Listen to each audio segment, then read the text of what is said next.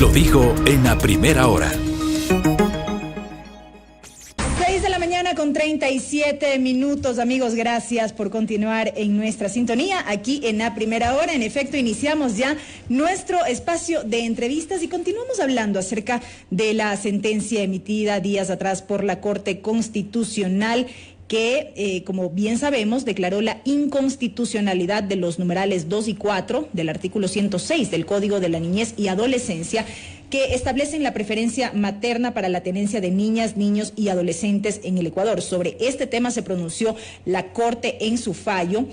Ya no habrá esta preferencia que recaiga sobre la madre, sino sobre ambos padres en este caso, y entre otros aspectos, en esta sentencia la Corte Constitucional determinó o dispuso a la Defensoría del Pueblo que elabore un informe que pueda ser conocido en su momento por la Asamblea Nacional para que se pueda realizar esta adecuación del Código de la Niñez y Adolescencia sobre la base de este fallo que ha sido emitido. Sobre esto y más vamos a dialogar esta mañana con Lorena Chávez. Ella es directora del Mecanismo de Promoción y Protección de los Derechos de Niños, Niñas y Adolescentes de la Defensoría del Pueblo del Ecuador. Bienvenida, Lorena, ¿qué tal? Un gusto.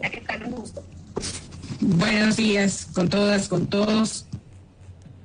Creo que es importante recibir un cordial saludo de todos quienes hacemos la Defensoría del Pueblo, en especial el señor Defensor del Pueblo, en este momento tan complicado para los niños, niñas y adolescentes del país. Creo que es importante lo que tú estás planteando, lo que ha planteado la Corte. Y creo que el enfoque de la Defensoría es otro. O sea, tenemos que también comenzar a revisar qué es lo que estamos queriendo como ciudadanía, como instituciones frente al tema de niñez y adolescencia. Y yo creo que eso es importante, cómo estamos concibiendo la delegación que ha hecho en este caso la Corte Constitucional a la Defensoría. Correcto, Lorena. Y sobre esta base de lo que mencionas, sobre este enfoque al que hace referencia, hagamos una primera valoración respecto de lo que ha determinado la Corte Constitucional en esta sentencia. Yo creo que es importante revisar un tema. O sea, nosotros estamos hablando, la Corte Constitucional en la disposición 244 dice, por su parte, la Defensoría del Pueblo deberá aportar con un informe que contemple lo argumentado en esta sentencia para elaboración del proyecto orgánico para la protección integral de niños, niñas y adolescentes en el plazo máximo de 90 días, contados desde la notificación de la presente sentencia, para que sea discutido en la Asamblea Nacional. En consecuencia, la Asamblea Nacional deberá conocer y discutir el proyecto orgánico para la protección integral de niñas, niños y adolescentes en un plazo máximo de 12 meses a partir de la presentación del informe que realice la Defensoría del Pueblo. Yo creo que es importante que la ciudadanía conozca de que nosotros tenemos un trabajo cotidiano prácticamente con la Asamblea Nacional y la construcción del Código Orgánico de Protección Integral de Niños, Niñas y Adolescentes. Creo que es importante saber que la Constitución determina que la Defensoría del Pueblo puede presentar, tiene la competencia de presentar propuestas de ley. No es una decisión que la Corte cada vez que tiene un tema le propone a alguien. No son todas las instituciones quienes pueden hacerlo. Y hay una claridad de competencias que nosotros estamos trabajando para que conforme todavía no nos ha llegado la notificación, queríamos contarte, no sé, en la tarde. ¿No han sido notificados todavía? Ya no hemos notificados. Todo lo que estamos haciendo es por el conocimiento que igual que ustedes lo tenemos de acuerdo a los medios de comunicación. Lorena. No ha sido... Lorena, quisiera interrumpirle nada más unos segundos. ¿Usted está con audífonos? Porque tenemos una complicación allí con su audio. Se escucha un poco entrecortado. No sé si tiene que ver con inconvenientes de internet. Pero me piden que le consulte si está con audífonos y si es así que se pueda desconectar de los audífonos. Estoy con audífonos. Correcto. Bueno, es un tema entonces de la conexión como tal al internet. Tratemos de avanzar. Entonces, decía, no han sido notificados formalmente todavía como Defensoría del Pueblo. No, el día de ayer justamente tuvimos una reunión, todos nosotros estuvimos reunidos, los directores de normativa, de género, de educación, para revisar justamente la sentencia, pero hasta ayer en la tarde no había sido notificado. Correcto. Esta sentencia, como bien usted hace referencia, determina que la Defensoría del Pueblo deberá presentar o elaborar un informe. ¿A qué nos referimos? Bueno, tendrán que ser notificados formalmente por la Corte Constitucional, pero ¿a qué nos referimos cuando se habla de un informe? Porque se podría entender como un proyecto de ley reformatorio a esos artículos puntualmente a propósito del análisis que ahora mismo hace la Asamblea Nacional de estas reformas al Código de la Niñez y Adolescencia. Entonces, ¿qué características deberá tener este documento que deberán presentar al legislativo? Bueno, nosotros ayer justamente en la discusión que teníamos como institución, hablábamos de uno de los temas principales que tenemos que tener la base y que es importante conocer. Nosotros estamos hablando que la Convención de los Derechos del Niño dice que el derecho del niño a mantener relaciones personales y contacto directo con ambos padres de modo regular, salvo cuando ello sea contrario al interés superior del niño. Y yo creo que aquí es un tema importante. La propuesta que estamos haciendo, que vamos a hacer conjuntamente con la sociedad civil, es el tema de revisar cuál es el interés del niño. Aquí estamos hablando de dos adultos que están perdón lo que voy a decir, pero una disputa frente a su hijo, ¿verdad? Pero aquí lo que nosotros queremos salvaguardar y lo que quiere la Corte es el tema del interés superior. Y el tema principal en las observaciones que hace el Comité de los Derechos del Niño es que para poder trabajar este tema tenemos que escuchar el derecho a ser oído del niño. Porque nosotros muchas veces tomamos como adultos decisiones sin escuchar la palabra de él. Bueno, sobre eso en la sentencia la Corte determinó una serie de parámetros que también lo contemplan en cierta medida. Claro, pero ¿en qué se basa esto? No es un tema arbitrario. Yo creo que es importante saber en el tema de qué conlleva el tema del interés superior del niño. Dice que en todas las medidas concernientes a los niños que toman las instituciones públicas o privadas de bienestar social o en juzgados, las autoridades administrativas, judiciales, órganos legislativos tomarán como primordial el tema del interés superior del niño. Pero aquí viene un tema importante y es saber a qué se define el tema del interés superior. No es solamente que se aplique, y por qué lo pone la Corte en el tema individual. Ayer escuchaba la intervención que tenían ustedes y hablaban justamente de que debería ser tomado a nivel global las decisiones. Cada niño es un ser individual, por lo tanto las decisiones tienen que ser individuales para cada uno de los niños. Ahí tenemos que tomar decisiones claramente de cómo se va a hacer esta. No todos los niños, no todos los padres van a pelear una tenencia compartida o un tema de trabajo en el tema de coparentalidad. Pero sí, cuando se dé, tiene que ser por cada uno de los niños. El tema de la individualidad es importante. A veces los niños pueden defender sus intereses directamente o por medio jamás lo hacen directamente, tiene que ser por terceros. Pero en el caso de la paternidad, yo creo que es importante que un niño que se vea afectado por el juicio, por los procedimientos que se están teniendo frente a él, se tome en cuenta su palabra.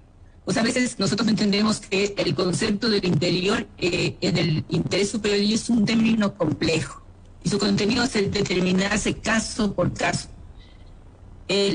Cuando uno habla de esta manera, no quiere decir que ni siquiera los mismos hijos de una familia son iguales. Y lo tienes tú con tus hermanos o con tus hijos, si es que eres madre. Yo creo que eso es importante saber, la determinación de que cada niño es diferente y por lo tanto las decisiones que se tomen son individuales. Y si bien yo coincido, Lorena, en el sentido de que es fundamental escuchar la palabra de los niños, ¿cómo manejarlo en función de las edades? Porque no es lo mismo tomar en consideración la palabra, en este caso, de un menor de edad de 10, 11 años, 8 años, frente a un menor de 2, 3 años que evidentemente no ha desarrollado todavía esa capacidad. Bueno, yo creo que también hay que ahí revisar, ¿no? La opinión del niño, el derecho que tiene el niño a expresar su opinión en todas las sesiones que le afectan es importante. Y todo se deberá de acuerdo al desarrollo que tiene ese niño. Y las capacidades que el Estado ecuatoriano, que la justicia tome frente a los niños.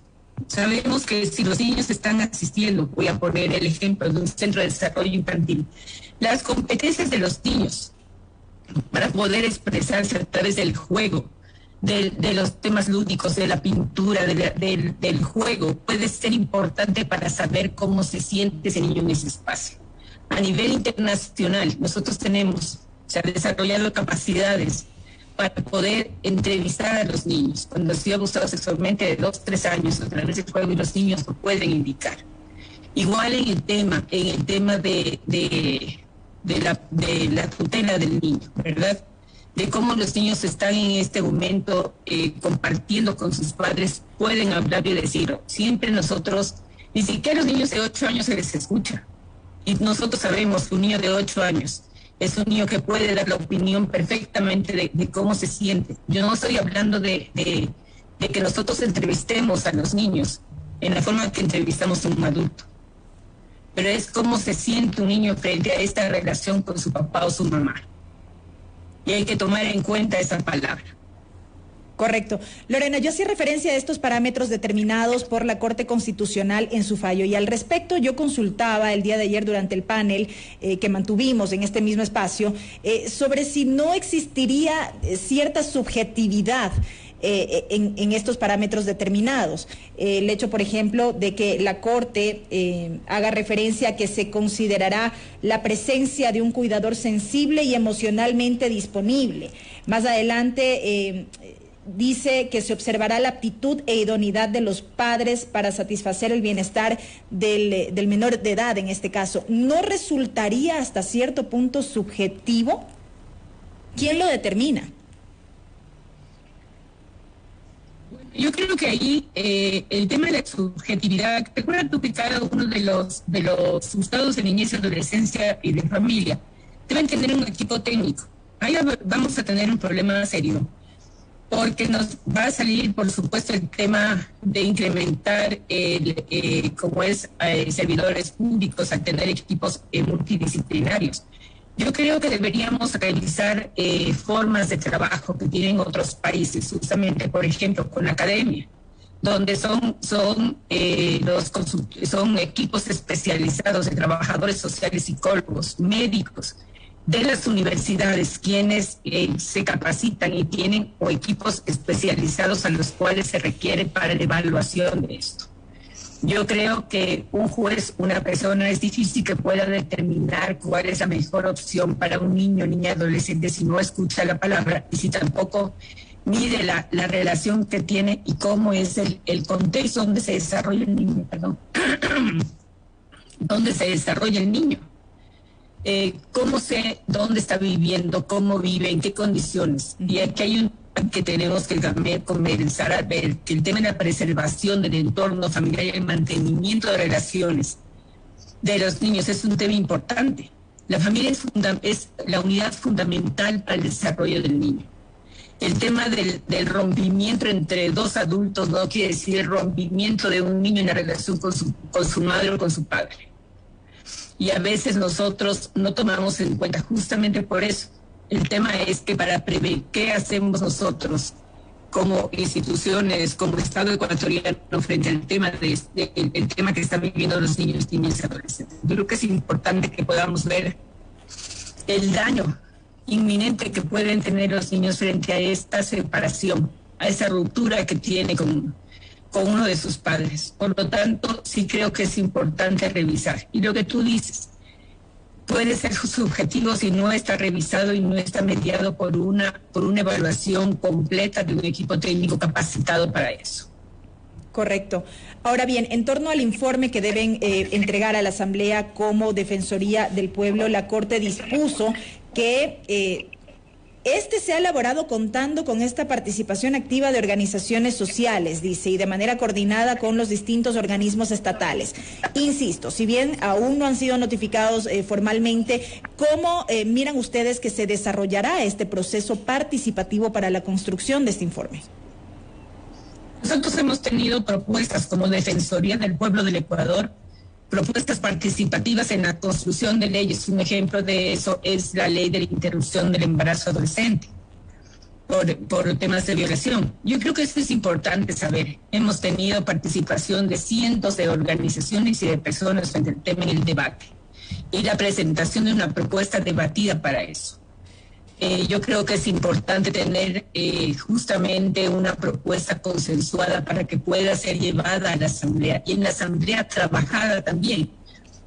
Porque nosotros podemos poner, y las organizaciones de la sociedad civil, una ley maravillosa o una propuesta de articulado en el COPINA, que no es igual que una ley específica, pero que sea puesta en el COPINA, pero que no es aceptada o entendida por los legisladores. Por lo tanto, nosotros el trabajo es también con ellos. No solamente es la entrega a los 90 días de la propuesta, sino es el acompañamiento a la Asamblea para la discusión de la ley.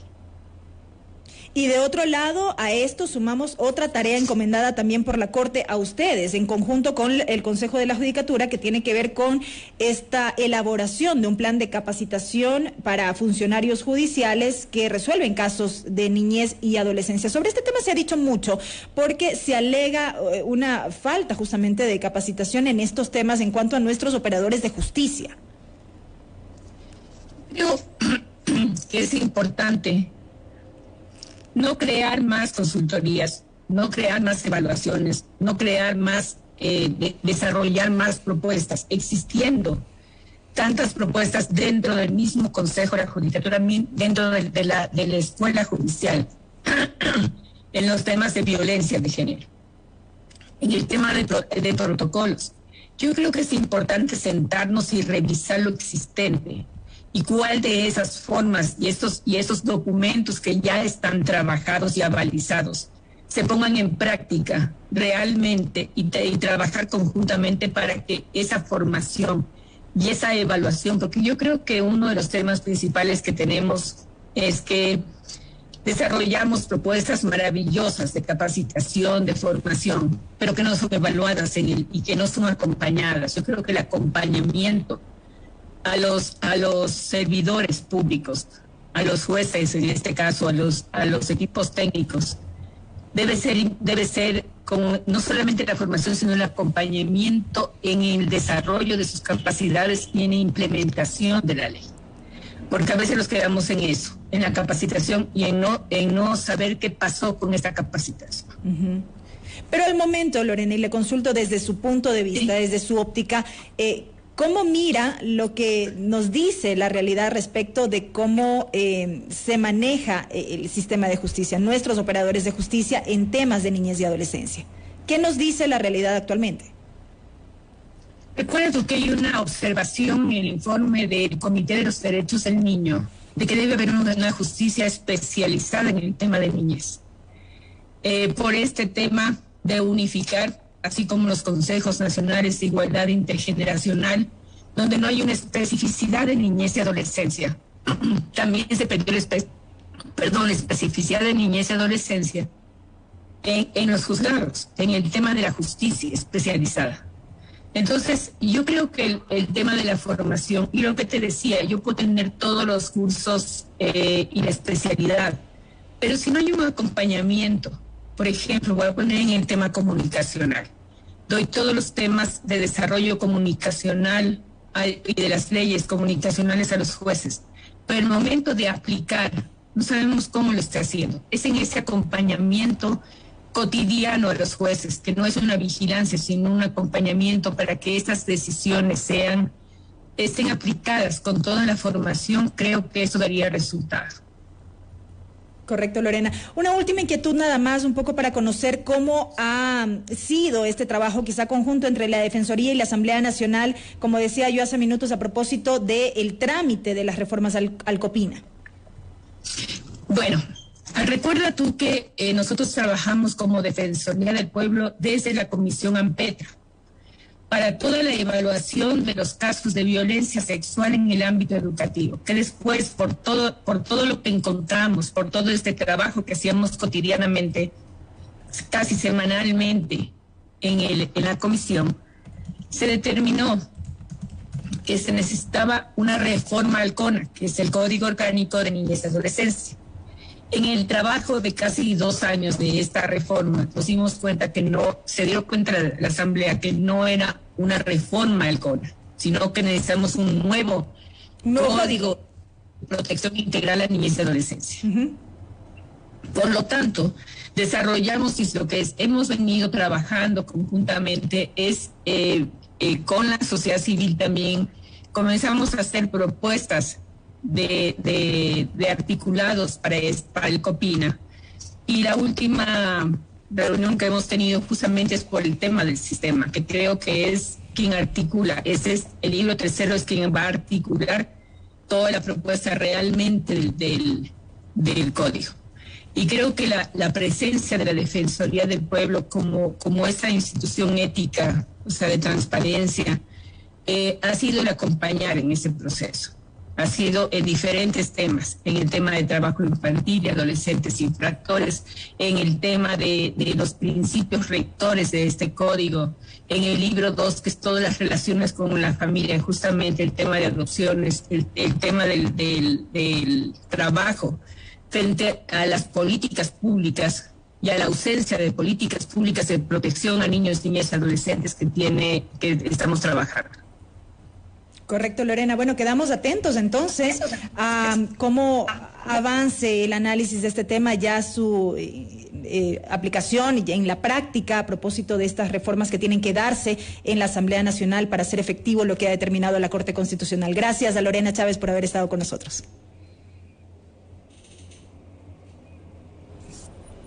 Tuvimos dificultad allí con el audio en esta despedida. En todo caso, nos ha acompañado vía telemática Lorena Chávez, directora del Mecanismo de Promoción y Protección de los Derechos de Niños, Niñas y Adolescentes de la Defensoría del Pueblo del Ecuador, a propósito de la aplicación de la sentencia emitida por la Corte Constitucional relativa a la coparentalidad. Recordemos que esta sentencia fue expedida el pasado 24 de noviembre, pero se dio a conocer este viernes 10 de diciembre. Se determinaron varios parámetros para poder hacer efectiva estas modificaciones a varios artículos del Código de la Niñez y su instrumentalización que debe de darse a través de la Asamblea Nacional, sobre lo cual Lorena ha dicho a la Defensoría del Pueblo no se le ha notificado formalmente respecto de esta sentencia, tendrá que ocurrir ya en lo posterior. 6 de la mañana con 59 minutos. Estamos aquí en A Primera Hora. Primera Plana.